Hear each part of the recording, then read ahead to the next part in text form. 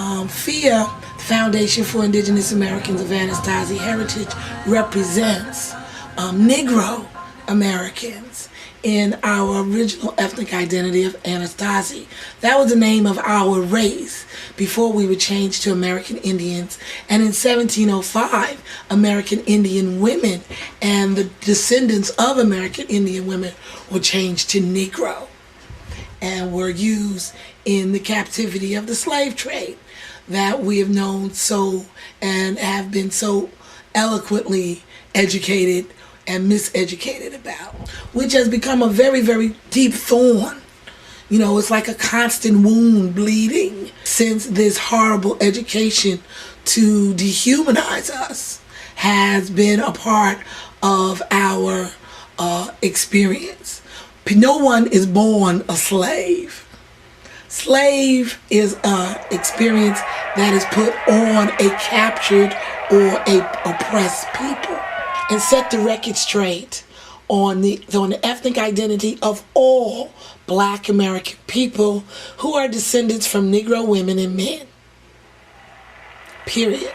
In I Have a Dream speech, you know, many people say, well, we came from boats on Africa, from Africa. And this is not true. So I wanted to give some documentation to clarify this issue, because we're not Africans. We're not African Americans. We are the Americans. Okay, so on that note, I am not the only one. I felt that the best documentation to give, to put out there for everybody so that everyone knows who they are, is documentation directly from Martin Luther King. And in Martin Luther King's I Have a Dream speech, third paragraph, and as you see I marked it here for you, third paragraph, it makes it very clear on who we are. But 100 years later, the Negro still is not free.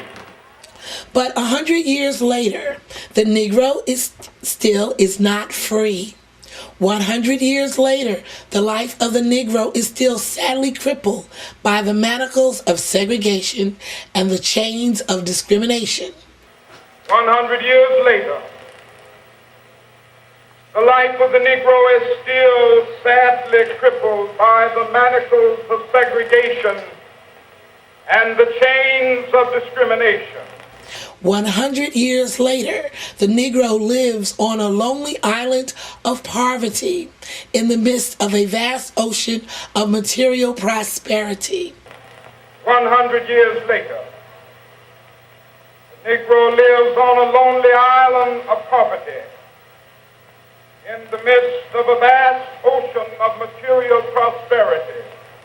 100 years later, the Negro is still languished in the corners of American society and finds himself an exile in his own land. 100 years later, the Negro is still languished in the corners of American society, finds himself in exile in his own land. Now, of course, if it's his land, it's also who? Her land. Women are the ones who create the races. All nations are created from the wombs of the women of their species. So, Martin Luther King didn't say exile in Africa or as a captive in a foreign land. He didn't say as an African living in a land. He said exile. And as people, we are still living and being considered a nation in exile within a nation.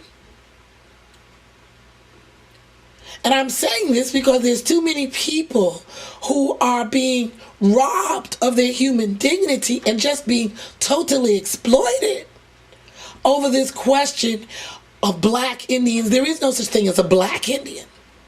There is no such thing as half Indian. All descendants from American Indian women are Negros or Negroes. And I don't want to use the derogatories of colored and niggers and all these other things to denote. But that means, what does that mean? What was Martin Luther King saying? He was saying that he was indigenous and that we were being excluded from the artificial society.